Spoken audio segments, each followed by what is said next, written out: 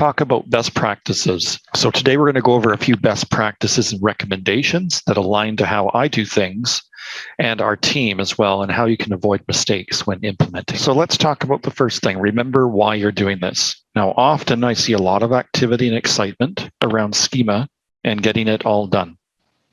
And that's fine. That's, of course, when you first dive into all this stuff, especially when you understand the potential of what you can achieve with it, it becomes very exciting. But you only have a finite amount of energy, time, and budget. And along the way, one can often forget what the point of doing this is. Now, I want to make sure you remember.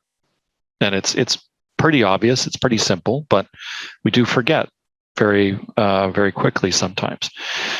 And we have to remember that with entity and relationships, our goal is to have Google to not see us like this, some broken down, very confusing version of our entity that isn't an accurate representation of what we might be trying to post online.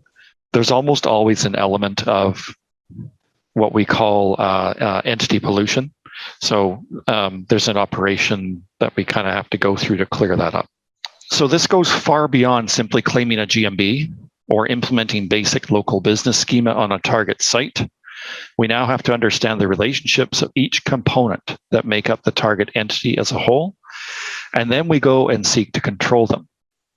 So that's what schema allows us to do. It allows us to focus that data and collate and illustrate that to Google so that they make the decisions, or we at least increase the likelihood of them making the correct decisions about us, aka our entity.